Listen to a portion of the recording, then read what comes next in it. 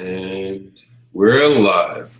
Welcome to Spoken Sins, where if you give us 15 minutes, we'll show you a creator's soul. I am Rob Anderson, and today we have... I'm Ryan Palmer, Cornerstone Creative Studios, writer, creator, project manager. Hi, Ryan. You know that since we launched Spoken Sins, I wanted to get you on the show, so thank you for coming in today. Oh, of course. No, it's a pleasure. So now, for those who don't know you, just give us a little brief bio about who you are. Okay. I am from Northern Maine. I'm an independent writer. I started with a novel, and I wanted to pursue a comic adaptation of it. And so I went online, I went into the market and tried to inject myself into it. It went horribly.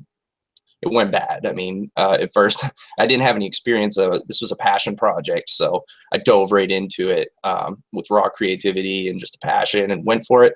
And we're big fans of comic book men. And I actually called the store and talked with Walt Flanagan, which was really cool. He was down to earth. And at that time in 2013, like I got him on the phone. He answered like they do on the show. It was so cool. And he referred me to Digital Webbing on Advice, which is owned by Ed Dukeshire. Created Fist of Justice, and has been doing comics. He works at Boom Studios now, like super talented guy. And I that's how I found Cornerstone. There was an ad there for an artist, and I'm a writer, so I went over to the site and I loved what they were doing and just struck up a conversation and was not trying to beg for a job, but got an opportunity to submit and it worked out. And I've been happy there ever since. Cornerstone Creative Studios, Cornerverse. With some heroes that they were already working on, and then got the opportunity to do Hayward Saint State, which was the adaptation of my novel. That's been my goal all along, is to do this passion project and add a visual to it. So so that's pretty much the beginning of my career in a nutshell. Okay, well, can you just tell us about what other titles Cornerstone has before we jump into your titles, so the viewing an idea of what? Yeah, sure. No, I'm sorry. Yeah, I don't have I don't have a lot of experience on live, so you have to tell me to shut up, I imagine, once in a while. I like Kevin Smith. I'm a Kevin Smith fan. Talk all day long. Oh yeah, that's how I do. I don't know when to stop. I made a post about it earlier about if I can actually shut the fuck up for 15 minutes and get it in a reasonable time frame, then we're going to make it a national holiday. So Jesse Hansen's going to write it on the calendar. It'll be the first time ever. We have some amazing titles over at Cornerstone. We're doing titles. American Eagle is one of them. It's written by Daniel Horowitz. He has some experience over at Marvel and Valiant. He was a marketing intern there. And so he told me about some of his stories. He got to meet Stan Lee and like Johnny Depp and some other guys that were doing the shows at the time. And he's a great guy and a very talented writer. He's a professional writer. He writes for a living. So he does American Eagle. His girlfriend, Alex Snee, does Striking Swan, which is another winged character title that we have. So they're both writing for us and doing winged characters, which I thought was pretty cool. I got to meet them in Bangor last year in April, and great people. We're also doing, you have a visual there to go along with it. That's a bunch of artwork from our studio, various artists. We've got hundreds of members in our studio who all have professional credits working for the biggest comic book companies in the country: Marvel, DC, Image, IDW, Dark Horse, Dynamite. I mean, you name it. And we've got some guys that animate and have former Disney animation experience and worked at Blizzard doing artwork and things. So back to the titles. Some of the other titles we do, I write Power Block and Curve the Nexus, which are owned by Jesse Hansen. I'm a co-creator on Power Block. That was my submission to the studio. I took this character that was designed and had no story and did a short story, and the guys liked it, so they brought me in, and it became a front-running title. And so that's where Power Block came from. We also have Kinetic, who's a speedster. He's based off of the science of kinetic energy and being able to control it. And I think that scientifically that's an advantage. If you think about speed, speed doesn't necessarily mean being able to stop and with the momentum and everything, but kinetic energy is kind of the answer to that. And he's a great character. He's written by AJ Lucas, who's working for Greenwood Group, the guy that did Dungeons and Dragons, Ed Greenwood. he started a novel group, and so he's writing for him as well, but he freelances for us. We've also got Vault, which is a story about a 16th century knight who's cursed, and you progress into present day in his oaths and the story of Vault. It's going to be a great story. We also have Destin, that's written by Ronnie, and she's a talented writer as well. We've got Sherman in the Inquisitors, which is down the bottom right of this image right here. He looks a little bit tech, and he's got the cyborg eye and some weaponry and stuff like that. And he's drawn and created by Chris Cannonball Leslie, who worked on Bubba the Redneck Werewolf. Jesse Hansen, our CEO.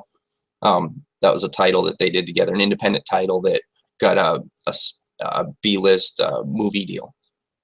Bubba the Redneck Werewolf. I think the DVD was released last year. Yeah. They're not on the project now. They've rotated and brought some new artists in and done some things, but I actually have the issue right here somewhere. Oh, right here.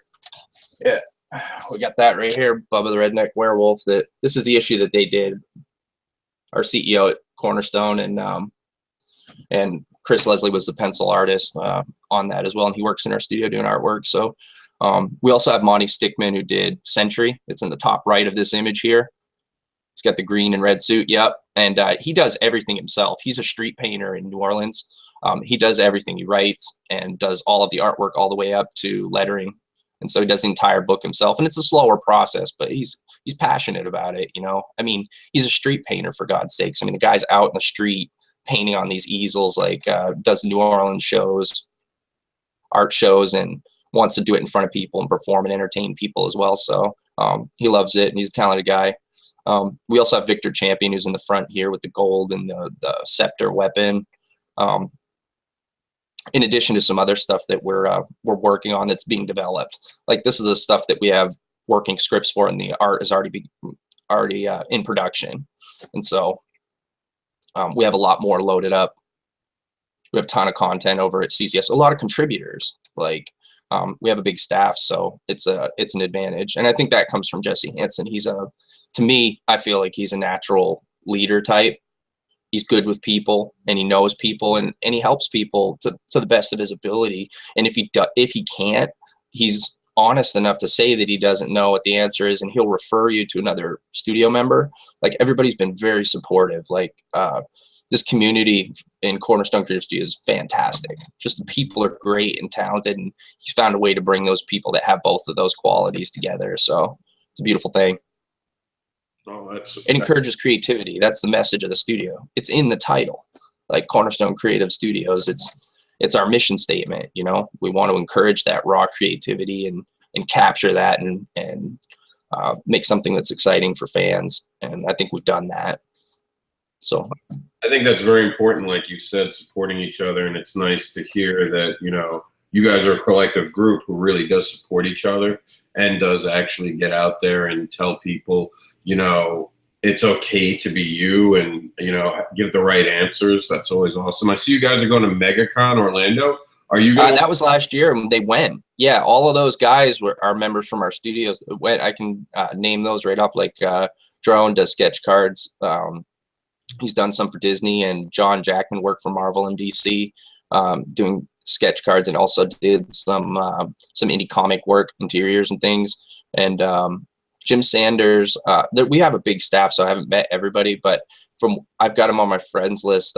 Recently talked with him. He seems like a great guy. Javier Lugo is doing American Eagle. He's the pencil artist on American Eagle for Cornerstone. He recently was published in IDW. He did a Transformers crossover cover with Martin Dunn, and they collaborated on it. Yep, they collaborated on it. I got that at New York Comic Con. I have to get Martin Dunn to sign it. Maybe I can get him to sign it too. Oh, you totally can. Yeah, you got to hit us up. Hanson, I sent him your way, so I'm sure we can work something. I can get you your signature on it and get it back to you, so you can get all the guys that collaborate on it. Austin Janowski did our showcase cover. I have that book right here. I had some printed off because we're doing a Job Corps workshop. I got invited over there to go speak with some students again. I've already been a couple of times, and it's great. The students over there are awesome. But he inked this right here, which is the whole Cornerverse, that image that you had up earlier. And he's done some freelance work in our studio. He's also working on an acting career. He did Divine Retribution, which was in #3 of Peter Simeti's Make Mine Indie magazine. Oh yeah, I know. He was published in that with Divine. Yep, Divine Retribution is his. He created and he inks and does artwork for it. And then Jesse Hansen is the CEO of Cornerstone Creative Studios. It was formerly Cadre Corner Studios, and he's hit a lot of shows in Florida, and he's been all over. He's from Kentucky, I believe he said. If I misquoted him, he'll let me know. But and then Paris Collins as well, who his body of work incredible. If you look him up on Comic DB, the list of work is staggering. Like, this guy has worked on he was best known for creating Blue Devil at DC, and he did a Blue Beetle run. He also did Batman, Justice League covers, Superman covers. He did New Gods. He did just a ton of other stuff. Incredible body of work, not just DC work either. I mean, he worked for Nintendo. He did game covers for Nintendo. He did, he worked back in the 80s, and he did old school too. He didn't have internet to submit. Like, he had to mail artwork in to get a shot at DC. And then wait and contact. And I got to meet him last April. He flew up from New York and went to Bangor Comic and Toy Convention with us and represented our studio. And he was awesome. He's just like a walking ball of energy. He just, it was inspiring, because it honestly, like, to me, that was how you do a show. Like, he was in people's faces. He was asking questions. He went out in the aisles when it was slow, like a slow point for the aisle. He would go out and walk and interact with people.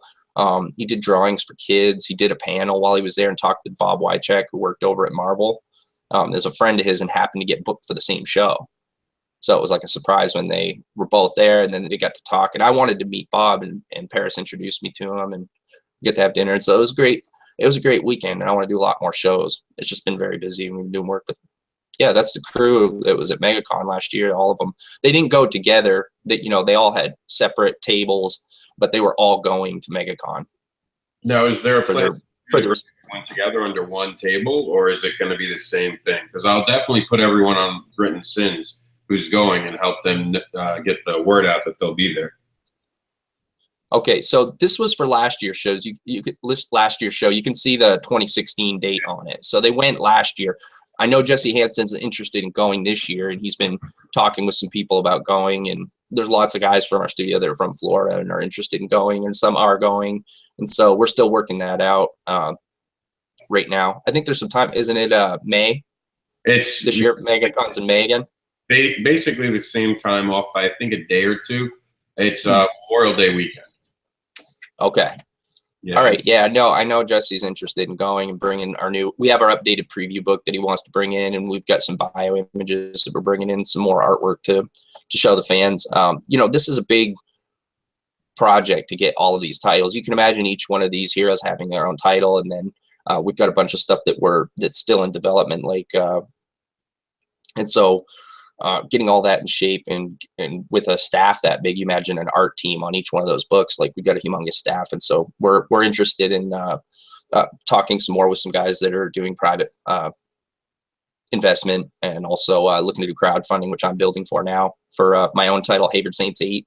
And I'm pretty excited because in addition to all these titles, Hayward Saints 8, which is the adaptation of my novel, which was my dream from the very beginning, what started all the passion, was greenlit by Hansen to merge with the Cornerverse. So we're going to be adding those heroes to the roster. We've got 8 of them. And so in addition to the 2 heroes that I write, Power Block and Curve for Jesse. So we're excited about that. And that's coming. Part of this Kickstarter is getting the book funded. And then we've got artwork coming in now for our bio images to include them with the Cornerverse bio image file that we have. So it's exciting. Can you tell our watchers and our readers that visit the site a little bit about Saints 8? I know it's an adaptation of a novel, which is very interesting, because that's what I myself have struggled going back and forth with one of my projects. We started off as a comic book. It went to a novel. It went to a comic book. We got an offer as a novel, but I don't really like novels as much. So I hear you. No, totally. I've read a ton of novels. That's where my writing comes from. I love, and I'll tell you about Saints 8, and it's a funny story because I started writing novels, not because I wanted to be some great novelist. I had dreams to do a comic book all along, but I live up here in northern Maine. I mean, we're about as north as it gets. I mean, I could throw a rock across the border north. So like we're way up here, and I had a hard time finding someone to collaborate. And I tried. I went to the school, the art department, to look for aspiring that maybe wanted to collaborate, try to get artwork going. You know, I went as far at one point after looking around online, like to try to go to, I talked to tattoo artists because they're good artists on skin. And, you know, I imagine they could be pretty good on paper as well, and tried to find someone who was interested in a new project. And I couldn't. So I just wrote the novel because I had it in me to write, and I could do that without needing someone to collaborate with. So I got my story in, got the origin story and the idea that I wanted to pursue.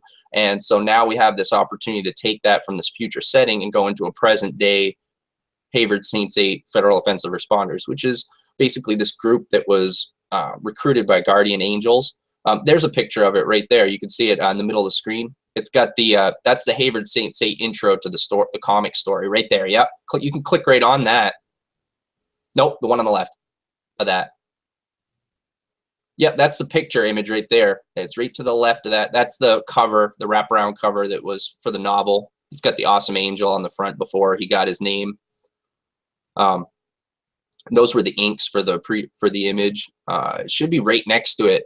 If you go back, if you X out of this, right, and then go right next to it on the left, the one you clicked on, you see how it's got the writing there? Yep, there you go. And that has the intro to the, that was the print we had at Bangor last year. And that's the intro to the comic series. So how we went from novel to this is we have these angel recruited heroes that are fighting for us in the future. They're trying to stop this supernatural evil from making all life extinct so that they can claim the planet, and they fail. And so as a last resort, the guardian angels send them back, these timeless watchers over us, send them back for a redo. And our government intercepts them on arrival and does something unexpected, enlists them and give them jobs. And so there's a cute, cool little angle on that, on how, I mean, I imagine that's how our government would act with something like that. If you have these powerful beings, regardless of whatever, they would assess their powers, and I imagine they would put them to work for us if they had powers that showed some merit in that. So so that's the angle. So we have this government group that's looking to yeah, these are concept images. Those are concept images for a new female title that I'm doing. We've played with the name a little bit. It's Meteor Marley and the Astro Nerds. It's gonna be pretty cool. With this female title where she gets these powers that are as of yet unrevealed, and these are just concepts, and we've come a little ways since this. But the other thing is that I drew those, and even though they're not professional, I can't sell them. Cornerstone got me in shape. Like, I started writing, and I found out right away that when you're working with an artist, like, there's a difference in imagination. There just is. Like, you're going to write a written word and two guys are going to read it, and you're going to have totally different ideas of what that means as far as trying to translate it into a drawing, something like that. So I wanted to work on my own line work so that I would be able to better communicate with artists in a visual medium, something that they're familiar with. And so I've worked on it. And I've gotten better. In the last year, I went from stick figures to doing my own alternate, doing my own cover. Joe Arnold's going to do a proper cover, but I wanted to do a variant. And so that's being colored up right now. So I'm pretty excited about all that. And the guys were great. It seemed like they knew exactly what I needed to get the next step, you know? So. Well, I commend you for the amount of hustle that you put in. Obviously, it's never easy to find an artist when you're first starting out. And I love the fact you went to tattoo artists. And I love the fact that you learned to draw, because totally. I said this all the time. As a writer, when you learn to draw, you understand it better. Even if you're not good at it, you learn something about the process. And it helps you, and it builds you, and it makes. That is very true. Where can we get the novel? Yeah, because of collaboration. Oh. Yeah, that is the cool part. I self-published through my startup. It's Author Bomb Books, okay? And I created this startup to pursue this and to publish it. I had a couple of contracts I sent out I sent it out and ended up with 2 contracts, and I had it looked over. And after thinking it over, I refused on this intellectual property lawyer's advice because he mentioned to me that pursuing subsidiaries can be tricky when you're working with an established publisher or a third-party publisher. And I wanted to be able to pursue the subsidiaries and continue with the comic adaptation, and I would have had to ask them for permission for those kind of things. So, you have a trade-off there. Yeah, you're professionally published by a third party, but at the same time, it wasn't what I was looking for personally. Like, I wanted to be able to do the comic and do it the way I wanted and not have to ask them for permission and do those kind of things. So it was better for me to go that route. Ingram Group, Lightning Source, after doing my homework, they are fantastic. It's printed on demand and it's available worldwide at Amazon. They don't stock it because it's an indie and it's not established yet. You can go into like a Barnes and Noble and order it. You can go to Books A Million and order it and pick it up at the store. It's available worldwide, and I think they have multiple languages too, and it's in digital as well. So you can purchase the book for less money on Android or Apple devices or Kindle, or and also get the paperback as well. Now, you have a Kickstarter coming out. When can we see that? When is that going to be coming about? We haven't set a date because I still have some quotes coming in for some of the backer rewards that we want to do. I've done my research on the printing companies, and I have 3 or 4 picked out, and I'm comparing numbers right now. I'm also talking with a friend of mine. His name is David. It's Mr. Lockwood. He works over at Obsidian Entertainment, and he's been talking with a bunch of us from the studio.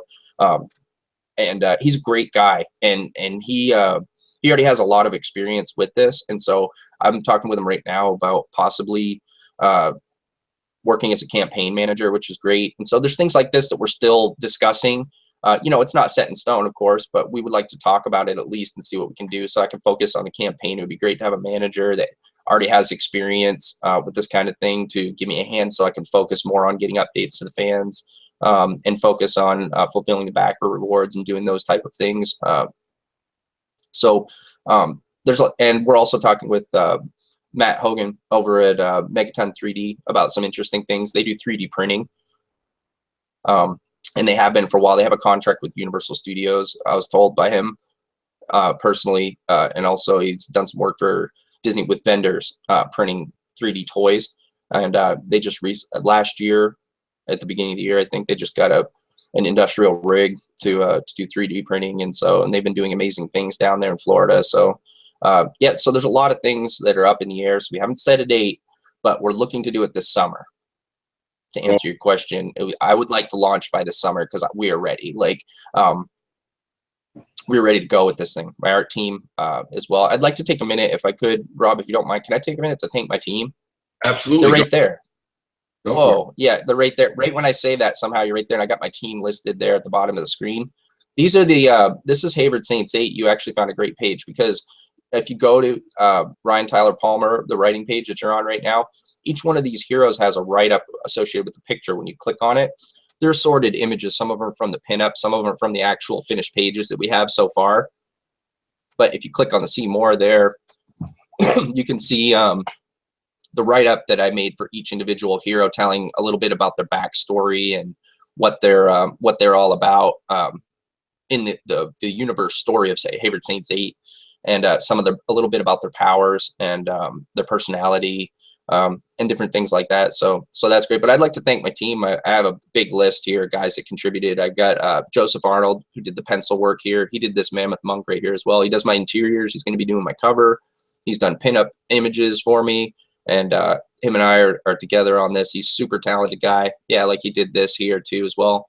This was colored by Freddie Lopez, who works at, he currently works over at Disney doing the Rogue One sketch card series that was just released recently.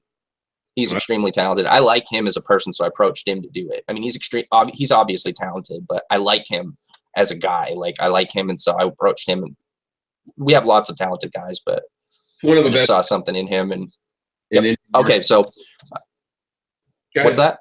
I was saying it's one of the best things in the indie market to get to work with our people we're fans of.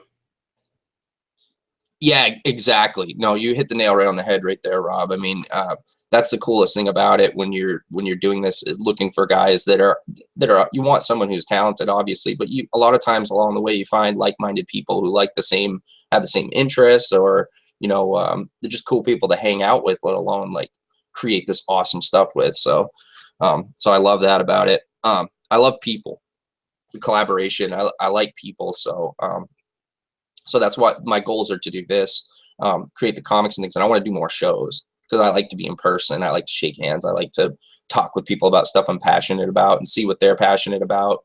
Um, uh, you know, I think that's what it's about, man. People. Exactly. I would like to consider myself one of them. A person. We're still waiting for the test results on that. Alejandro Torretta is my colorist for the interiors. He actually lives in Italy. He's a member of the studio, and he's a supremely talented guy. He does digital rendering. He did this here too as well, and added the light effect.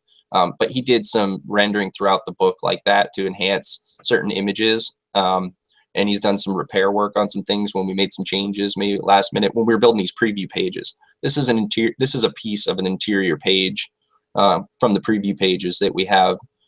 They're in the Cornerstone Showcase book as well. We have work in progress preview pages that are in there of all our titles. So this is a part of that. I love him. He's my guy. We have Ed Dukeshire, who's lettering, and he's not officially a member of our studio. He actually works over at Boom Studios, and like I mentioned, he owns Digital Webbing. But I got my start through Digital Webbing, and that's how I met Jesse Hansen. I ended up approaching him and talking with him, and then I got in a position where I needed a letterer, and I just thought I just hit him with it. I hit him with what I had and told him how I felt and what I thought of digital webbing and stuff. And we talked for a little bit, and he agreed, which was fortunate because he's a very talented letterer. Obviously, he's been working in the industry for many, many years, so everybody already knows that. But for me, it's important to have a good letterer because as a writer, they're the ones that are putting my story on the page. I mean, all team members are important, but to me, that's very important to have those letters done clearly and done correctly and done in a way that's exciting to read. I mean, and this guy's got the experiences to do that, so that makes me feel confident that my story is going to be portrayed in the book correctly. You know what I mean? Oh, absolutely. I think lettering Like is if you're a writer and you don't care about your letterer, I mean, they're the ones putting your words on the page, and some people don't realize that. And you can see books that look beautiful, but if the lettering is done wrong, people get lost while they're reading it, and it yeah. kind of takes away from the wonder of it. And so we don't have that problem with Ed on the case. I have Daniel Horowitz and Alex Schnee as well. They helped me edit my my proposal I submitted for Creators Grant. And we were not chosen, which I was prepared for that as well, but they put a lot of work in helping me edit that and letting me focus on working with my creative team for artwork, which was great, and the great people. Talented writers. Alex Schnee is an award-winning author. She's written 4 novels herself, and now she's getting into comics. And Dan Horowitz, like I said, he's doing Eagle for us, and he's our creative director and our lead writer at Cornerstone. So that's those two there. Dan Stayers is a good childhood friend of mine. We grew up together, and he works for WAGM Fox, News Source 8 here locally for us. He was working for the news station right out of high school, and they were acquired by Fox years after, and he's their lead shooter, video editor, a super talented guy. And I talk with him all the time about everything popular culture. It's cool when we talk because I like the creative side of it, which he does too as well, but he has a lot more knowledge about like who the director was and the staff that was involved with creating that. So we have some interesting conversations about popular culture and current movies and books. He's a big reader as well. Him and I actually together experienced horror for the first time with Creepshow, and we were sad, and we had a conversation recently about Bernie Whiteson passing, because he was the one that collaborated with Stephen King, who was another one of our inspirations at a young age as far as horror. They collaborated on the Creepshow comic book, and so when we were kids, him and I used to read them. We loved it. Bernie was somebody who made the macabre and made the ugly beautiful. We loved looking at it as kids. Yeah, if you love horror, I grew up on horror. my parents let me watch. I was born in '81, so I'm 35 now, and so I grew up in the '80s when like there was like we had classics like Jason Voorhees, you had Friday the 13th, you had Freddy Krueger, you had Halloween, you had like all these great horror titles that came out that were classics, amongst many others. Those are the big ones, but yeah. So him and I talked about that reason. But he's a video editor, and he's going to be helping. He's going to be doing the video for our Kickstarter. He's going to be working with me on that, and he's done promotional for the studio as well. He was with us in Bangor last year, so Daniel Stairs. William Wolford recently has just been brought onto the team. He's been inking the bio images, and he's supremely talented. I love this guy's inks, and if you look at them, it's amazing because they're not his inks. They look like they're done by hand, but everything's digital. So he's fast, and he's got the digital advantage of being able to do the edits and work quickly, which was smart on his part to get into that early. I mean, I love the look of hand inking. Somehow he's been able to work digitally and get the same effect. The only downside, I think, that is what he was telling me, that you don't get. It's hard to get like brush pen effects digitally. But other than that, then I think it's superior to be able to do ink digitally or work digitally. I also want to thank Brian Arfel Magne. He's doing the cover image that I drew, which is a milestone. It's the first piece of finished art that I've ever produced personally, which is a big milestone considering a year ago I was at like a second grade art level. So this is like for me, that feels like a victory for the studio because the guy supported me and got me there and gave me the confidence and gave me the advice that I needed when I needed it. Everybody who was involved with that, like Paris Collins gave me pointers, and Joe Arnold, my artist, my pencil artist, been giving me pointers, and he's a member of the studio, of course. Jesse Hansen as well told me to take the shapes and dress them up, and he told me that at the right time. I was able to incorporate that. So between everybody, they've been able to identify what step I needed to take next, and got me there quickly with no art school background whatsoever. Like, just took me as a raw person and got me in shape. So I appreciate that. Yeah, it's way cool. Yeah, so I want to thank Jesse Hansen was the final one. So how are we doing on time, Rob? I told you I don't know when to shut up. Like, we're a little over. I think we're 15 minutes over, but that's okay. When you have information, I told you I was. Hey, it doesn't matter. 15 minutes over. Doesn't matter. We're creators. We like to talk about creating things.